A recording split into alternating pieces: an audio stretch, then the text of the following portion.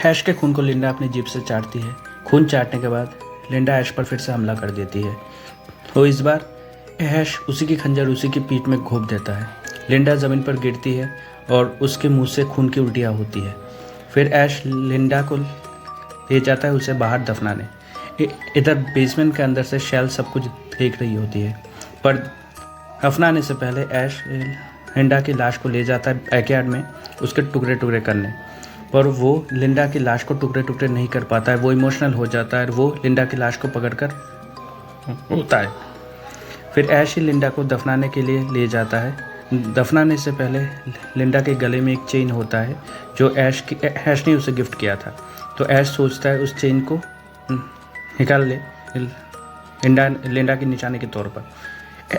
ऐश chain को निकालने के लिए अपना हाथ आगे बढ़ाता है तो लिंडा फिर से जाग जाती है और उस पर हमला कर देती है, लेकिन इस बार ऐश एक हथियार से उसका गला काट देता है।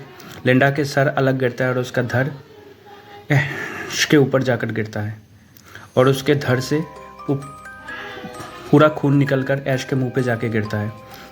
उधर हम देखते हैं शैल भी बेसमेंट के अंदर से निकल गई है। लिंडा की लाश को वही हटी हुई ज़मीन पे छोड़कर ऐश घर के अंदर आ जाता है। अंदर आके देखता है शैल भी बेसमेंट से निकल गई है। यह देखकर ऐश टेंशन में गिर जाता है क्योंकि अब वो अकेले ही बचा है। दूसरे कमरे के दरवाजे से आवाज़ें सुनाई देती है तो ऐश एक बंदूक लेके देखने जाता है। वो खिड़की के पास जाता है तो शैल खिड़की के बाहर से उस पर हमला कर देती है। तो ऐश शैल को धक्का मार के उस पर गोलियां चलाता है।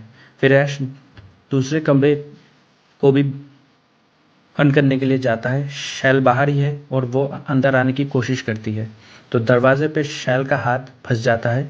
तो ऐश शैल की उंगलियों को बंदूक से मार मार के क्रश कर देता है।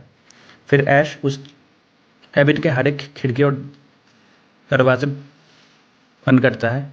यहाँ पे बंदूक की गोलियां ख़त्म हो जाती है तो ऐश बंदूक की गोलियां लाने बेसमेंट के अंदर जाता है।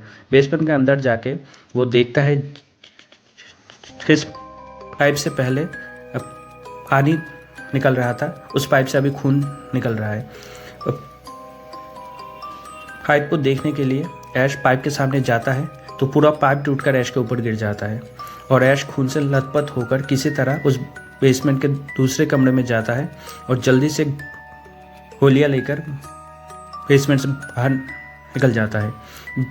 बेसमेंट से बाहर निकलकर ऐश देखता है सामने दीवार पर टंगी हुई घड़ी ज़ोर ज़ोर से बेल बजा रही है और घड़ी का टाइम शाम पे ही अटका हुआ है।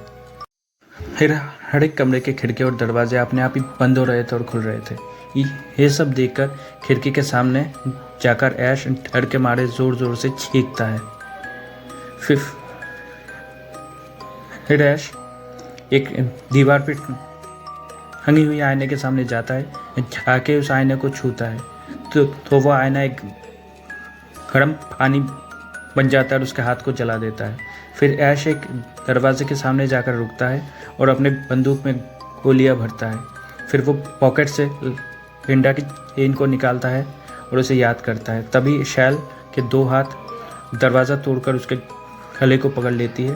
वह शैतानी आत्मा ऐश के गले को पकड़ के कहती है हमसे जुड़ जाओ। तभी ऐश किसी तरह अपने हाथ को छुड़वा कर नीचे गिरकर उस पर गोलियां चलाता है। फिर ऐश एक भारी सामान लेकर दरवाजे को लॉक करता है तो पीछे हम देखते हैं स्कॉट भी एक भयानक शैतान बन के उठ गया है।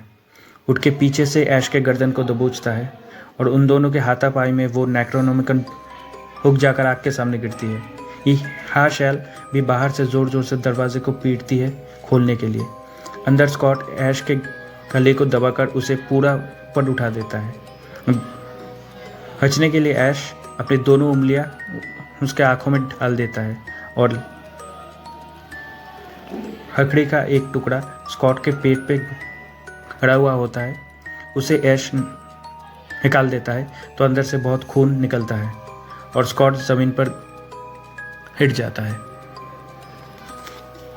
स्कॉट के ज़मीन पे गिरते ही स्कॉट के अंदर से धुआं निकलने लगता है।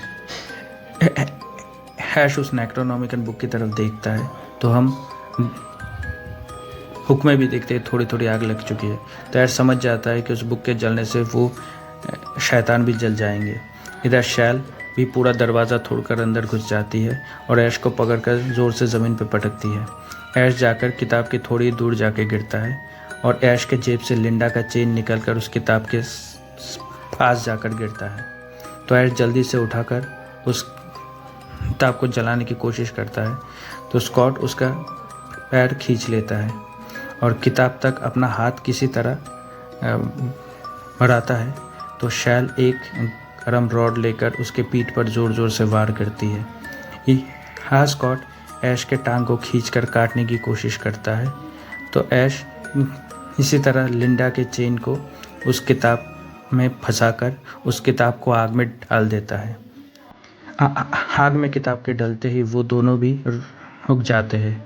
हम देखते हैं किताब के जलते ही वो दोनों भी जलने लगते हैं। धीरे धीरे उन दोनों के सर के बाल हिलने लगते हैं और वो दोनों पिघलने लगते हैं। उन दोनों के शरीर चीरकर अंदर से उन शैतान के बड़े बड़े हाथ निकलते हैं। फिर वो किताब भी पूरी तरह जल जाती है और वो दोनों भी पिघल जाते हैं। फिर सब कुछ शांत हो जाता है। हाँ, हम देखते हैं कि सुबह हो गई है और लिंडा के चेन और सूरज भी निकल चुका है।